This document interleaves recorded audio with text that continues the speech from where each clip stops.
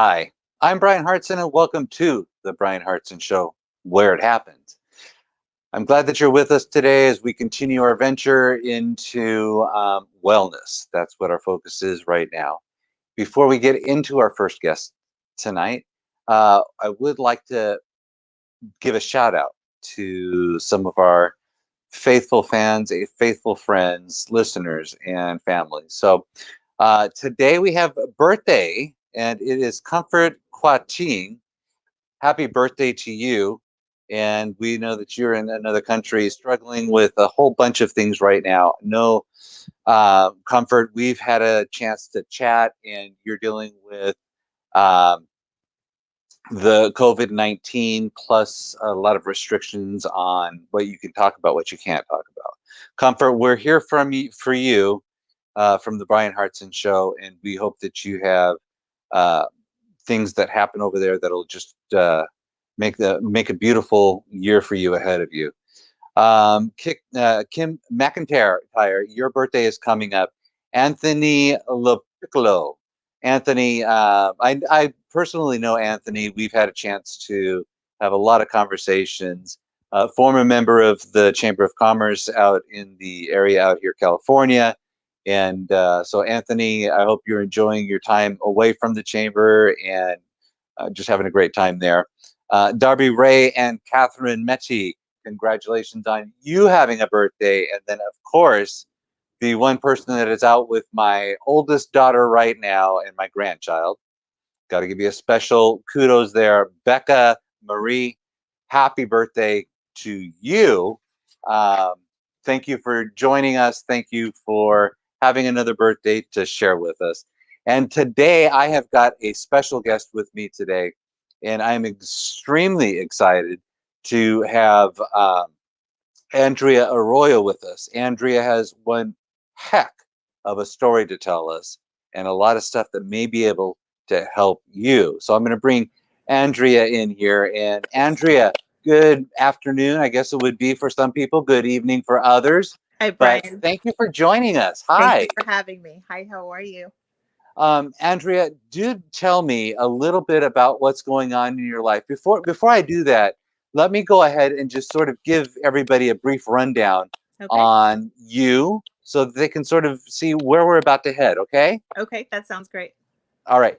So Andrea used to work in corporate America, and she was laid off for about 8 years.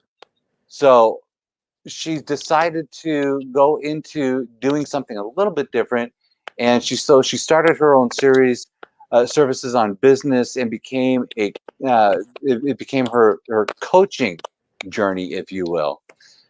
She's a mother of two, and that's something else. Yeah.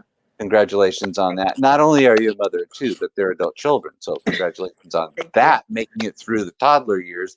Got myself my almost 6 month old grandchild with us right now. And let me tell Wonderful. you, I remember those days, and I remember not wanting to have those days, and I'm back in them, but I'm loving it 110%. So, Great. Great.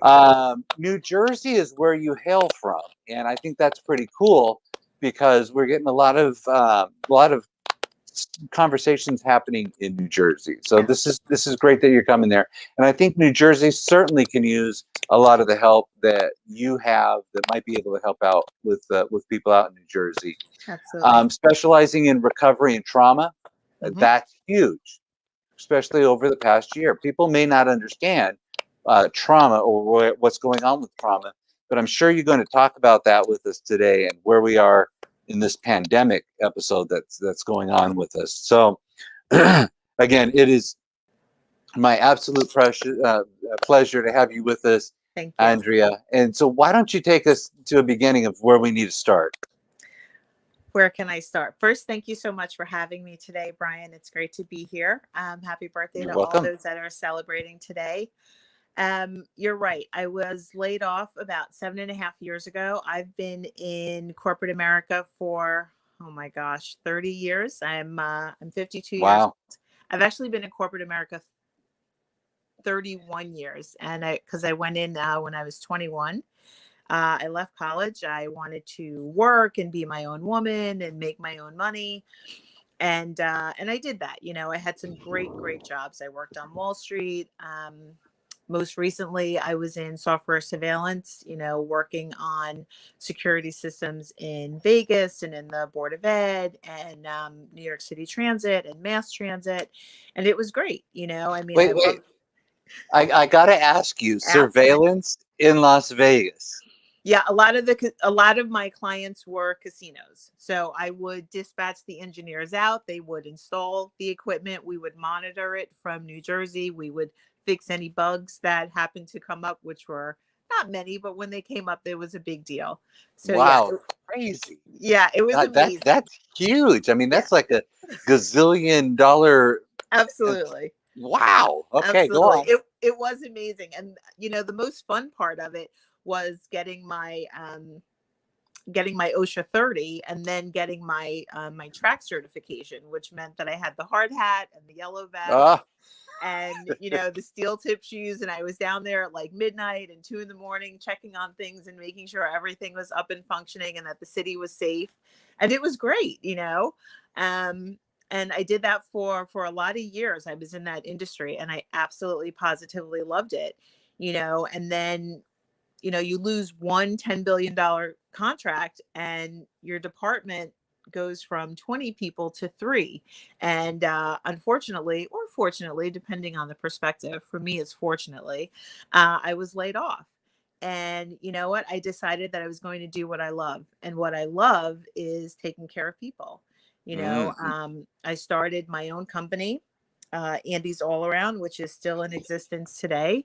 Caregiving on every level, whether it be childcare, elder care, pet care, household management, personal shopping, personal assistant. Um, my motto is if you need it done, consider it done. And And go ahead. that's Andy's what? Andy's All Around. And that's around now Yeah, that's around because now. of you. Yes. Very nice. Thank you. Thank you. My core is to care for people. I'm the oldest in my family. I'm the oldest grandchild of 18. It's what I've done. When everyone else was cheerleading or working at the Gap in the mall, I was taking care of my great grandmother from 13 to 16. Wow. And was I thrilled about it? No. Did I do it? Well, I didn't have a choice. I was 13. I did what my mother said for the most part. But now at 52, I still love taking care of people. I have the most beautiful client. She's 86 and I call her my golden girl. We spend most of our time having brunch and shopping. But I paid my dues. I've worked with working with elders is not easy. Right. But because there's dementia, there's Alzheimer's, there's anger, there's loss of control. That's just the emotional side of it. The physical side of it is, bathing and feeding and shopping but those are the things that bring me joy. And to say that I do that every day it's amazing. I no longer sit in boardrooms. I get on my laptop for other things, but I love Andy's All Around. It's my baby. And then after Andy's All Around kind of takes care of itself, it's kind of on autopilot, I decided to get my certification in life coaching. Is it necessary? No, there are plenty of life coaches that are not certified. For me, it was necessary because it brings that sense of professionalism that upper echelon client may be looking for. They Right. want to know that you went to school. They want to know that there are some letters after your name. They want to know that this is not just you saying, well, I went through this and that's what makes me that. It's a little more than that. Of course, for me, I do have a ton of life experience in the things that I coach on. I've been married, I've been divorced, I now have a Hmm. blended family. I have a 21-year-old, I have a 19-year-old, abusive relationships, recovery, trauma, a whole host of things that I can say, been there, did that, made it to the other side. But I can also say, I went to school. Here's my documentation. And that's very, very important. I mean, we're talking about mental health, right? And there are Right. people that have been in counseling, seen shrinks on medication 10 years, 15 years, 20 years, 30 years. Look, I don't need you to pay my kids' college tuition. I'm doing that. I want to Mm-hmm. get you well. And if you feel like you need to come back for a tune up, an oil change, but I'm not looking to care for people for 2 years, 3 years, 5 years, a decade. That's not who I am. That's not how I operate. And I don't believe when it gets to that level, when it's 5 years or 10 years, there's something else going on, in my humble opinion. I believe that Mm-hmm. there's a relationship. I believe that there's a level of comfortability that you have now gained with your therapist and you don't want to let go. And that's a whole nother therapy session in and of itself, I believe. That's pretty cool. So you've got a lot of history in your life Yeah. that brings you to where you are. And I thought it was pretty interesting that you actually said you went to school for the degree, Yes. for the letters after your name. Yeah. But that's not really where your focus is. You're really bringing in your history. And would it be, I'm assuming, but would it be an assumption to say that your education sort of helped tone you into how to bring your history into Yes. helping others? Yes. My certification in coaching help me with who not to work with, right? When I felt that I was out of my depth, because just because I feel like I can help you doesn't mean that I can. I'm here to help, Right. not do harm. Also, getting my certification in coaching keeps me accountable. I have to answer to an ethics committee. If one of my clients goes into Barnes and Noble or on Amazon and they see their story in a book, I've broken the law. And I can now be held accountable. If you don't have that certification, if you're not a certified life coach, you can literally write about anything you've heard about in any of your sessions. And there's really no recourse whatsoever. So I did it not just for myself, but more for my clients, Mm-hmm. so that they have that feeling of, I can trust her. She knows what she's doing. She's not going to take this out of the safety of the office. And I think that's important. Not I think, I know that's important. When I Yeah, go and work, go ahead. that's got to be important, I would assume, for your clients to know they have that Absolutely. security blanket, that Absolutely. about HIPAA, about the laws and economics and what have you, correct? Absolutely. Absolutely. Especially when I'm dealing with teenagers. And I do have a handful of teenage clients. Their parents want to know that I'm not just, look, I'm not judging or knocking the life coach that doesn't have certification. I'm speaking for myself. My teenage clients, their parents love the fact that I have the history, but they Mm-hmm. really respect the fact that I have the certification. Right. These are their children, right? I'm Yeah. I'm if my kids needed help, I'm not sending them to a neighbor. I'm sending them to someone that has experience as well as education. So, Andrea, I'm going to ask you a question, Sure. and honestly, we haven't rehearsed this. We haven't talked about this, right? Nope. Nope. First time talking to you ever. So here we are in 2021, Yeah. and the last year has been a hot mess, hasn't it? Yeah. A hot mess is a good way to put it. So prior to 2020-ish, we were running pretty smooth as a country, and we had our lefts and we had our rights and we had our middles and we had our disagreements politically in Congress and what have you. But then this terrible thing happened, and we ended up with COVID around the world.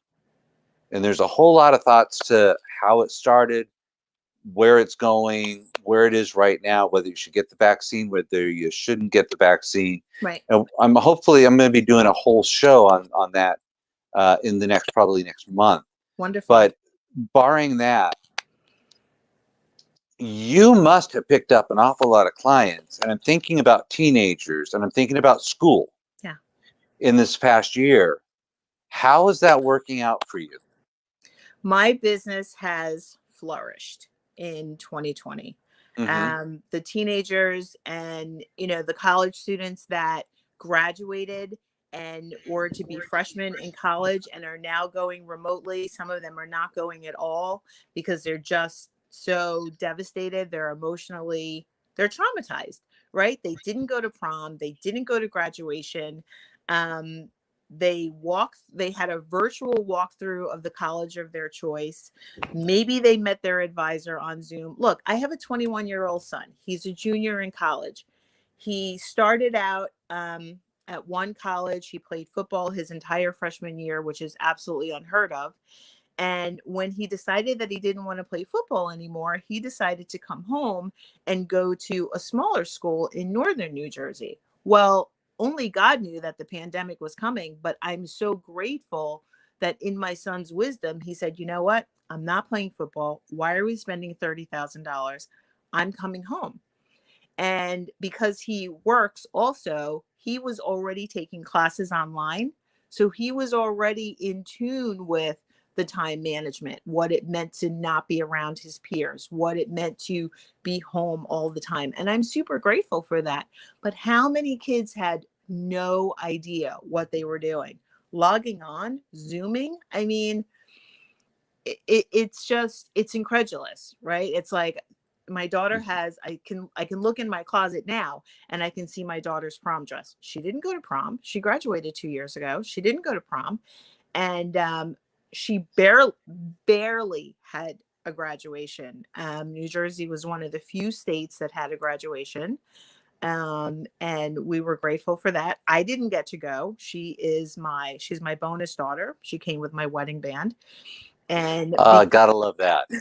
and because of the super limited tickets because of the pandemic, I wasn't able to go, Right. but I watched it on Zoom and I cried and I prayed and I said hallelujah, but I wasn't there.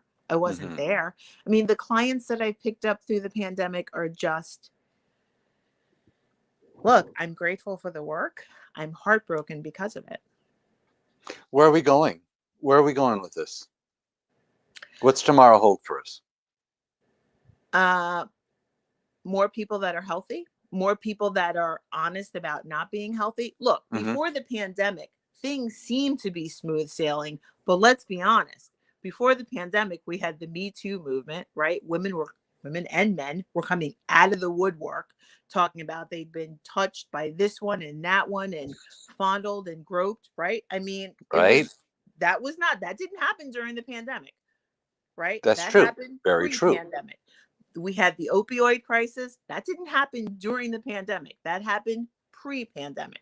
So it seemed like we were okay, but I think the pandemic made everything so much bigger because we were so confined. And we had to take a look. We had to take a look at this. And if the things that we did take a look at, hopefully there's been a spotlight put on them, on wellness, on drug addiction, on look, the first thing that I thought of when they said shelter at home was, oh my goodness gracious, what about the kids that rely on school for breakfast and lunch? That was the Right. first thing I thought of. Then the second thing I thought of was, what about the people that are now sheltered at home with their abuser, where work was their only refuge? These are the things Very that go good. through my mind. And I know that your focus is around sexual assault, addiction, divorce, and abusive relationships. Yeah, And I do want to dig into a lot of that, but I think we're talking right now a precursor to that. We may need to pick this up in a second show sounds great. because I'm just having a blast with me Thank right you. now, and I hope you don't mind. But I'm No, sort of going no, a different direction than we originally thought we were going to go, and I I think it's trust you. important that we're having this conversation. Now, you just mentioned the Me Too movement, Yeah, and you just mentioned entitlement, if I'm summarizing correctly, and all that stuff happening before the pandemic. And yeah, then now we have the pandemic hit in February, March of last year. yeah, We shut everything down, yeah. and everything now is blamed on the pandemic. But in addition to that, we also have hate crimes happening. Yeah. We've got people that are blaming our police that protect us. We have people that are yelling injustice because of our history. Right. We have a lot of things happening with us that, to me, as an American citizen, as a Christian, as as a person that believes that we are a united nation, I'm very distraught over some of the things that I'm seeing on TV, that I'm hearing from some of my peers. And so when we hear about the things about the cop murderers, I'm just going to put it out there. It's cop murderers. The one cop murderer, maybe or maybe not. I mean, those are split seconds that happen with them. I can't judge them for that, Can't judge them for that. but I also know that the families that are on the other end of it, the receiving end of that, are going through a terrible time. I get that. That's where I think you come in. And I think that right now I want to take a second and tell everybody to take a look down at the screen here, because I want to pop this up real quick here. Hold on just a second for me, Thank all you. right? This is where people can go to contact you. And I've got two different things, so I'm going to pop them both up at the same time. All right. Yeah. So on your Facebook page is One Word at a Time Coaching. Yes. Okay. People can go there. They can get some help. Absolutely. Private message me. Absolutely. All right. The other thing is what's going down on the bottom, which is your website, and onewordcoach.com. And that's a website. That's so you got a website. Facebook, you got a web page. Yeah. All right. I'm going to keep those up for a bit. All right. So I'm going to do this real quick for you and there, so everybody can see Andrea. But really, this is what I want to show right there. Great. Okay. I want people to go there if they need some help. Please. Right. Absolutely. I think you're in a position where you can help people in the distress of, you may not be dealing directly with the victims of the shootings, but you may be dealing with people with the victims of the circumstance of our media that's showing Right. these horrific events. Right. Maybe help people understand the difference between one person making a wrong decision, a bad decision, a decision based on the moment that takes somebody's life, Right. versus the millions of other people that are out there helping protect and save our lives, right? Absolutely. Absolutely. And I think that we're torn right now, severely torn and destroyed by the fact that our media is so quick to jump on one instance and focus on it and focus on it. And it doesn't matter what channel you turn to or what stream you look at, you will see that. Very true. Am I close? Very true. Okay, so I'm off. I'm going to jump off my high horse here because I think it is. It's important to understand that there's two sides to everything we got going on. And there's one picture that the media can post and that Facebook can post and that YouTube can post. And it changes the avenue of what everybody gets to see and believe, because one person made a comment and everybody else just sort of comes on and says, yeah. Right. Take me to the next level.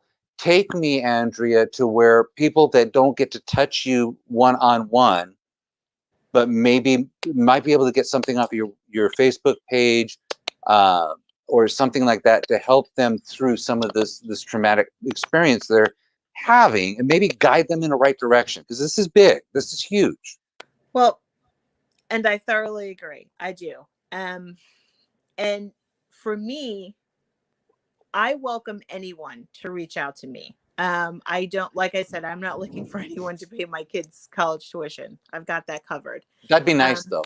And well, you know what? I consider it a privilege and an honor that I can do it. And that he's chosen that path for himself. One thing, there are many things that I'd like to point out. What's most important to work with me, though, is to know that there is a complimentary discovery call. What does that mean? A lot of people don't know what coaching is. The very simplistic definition of coaching is more than a girlfriend, less than a doctor. Okay. More than a girlfriend, less than a doctor. And what I don't mean girlfriend in terms of dating. I mean girlfriend sitting on the couch or in Starbucks crying your tears out. Yeah, right. I also operate on a sliding scale. Look, I have clients that pay this. I have clients that pay this. I have clients that pay this. And I'm fortunate enough to offer that sliding scale because I believe that God has placed me here to heal my corner of the universe. How big is my universe? I have no idea. Come, let's get well.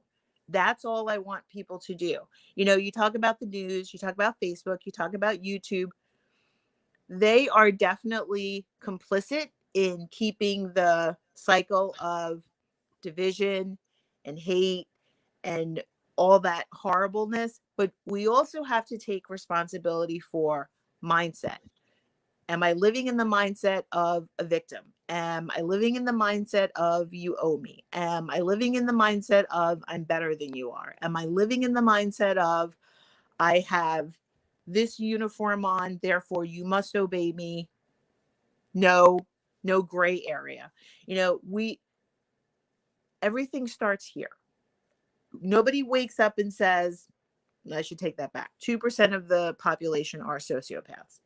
The Okay. majority of us, we don't wake up and say, I'm going to kill this person. I'm going to hurt this person. I'm going to rape this person. I'm going to mug this person. Something happens.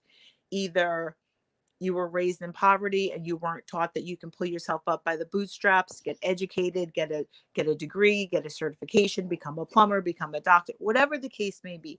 Something happens here where something is systematically drilled in us, whether our parents are talking hatred and division at the dinner table, or they're spewing these things while watching TV, or, you know, it's in there and it seeps in there and it seeps in there and it seeps in there. And just like a Uh-huh. drop of water can erode a stone, the same thing happens with hate. Well, guess what? The same thing happens with love. You know, nobody wakes up and says, I think I'm going to blow up that building. Those people are taught that we are less than, that they are better, that our ways are wrong, that their Mm-hmm. ways are right.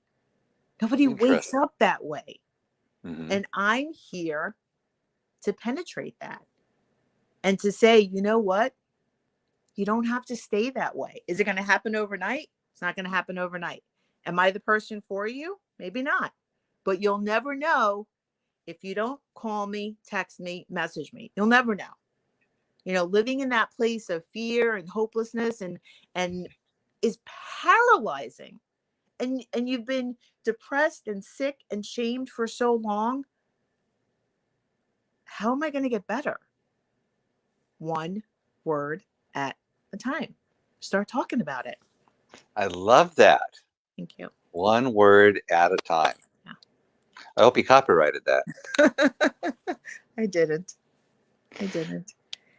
Real quick, we've got just in about another minute and a half together. Yeah. I definitely want to continue the conversation, but I got a Okay. question for you. Yeah. And this might lead into more conversations later. Okay. So we're in a pandemic right now, almost coming out of it.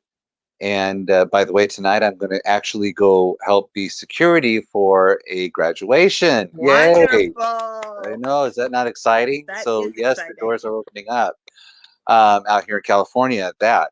But right now we're coming out of that. And as we come out of it, would you agree there's going to be more pain in the coming out from the students and from families that are starting to reemerge and learn how now to break down leaving the house to actually go to work? Yeah. And so that's one thing that we can certainly talk about.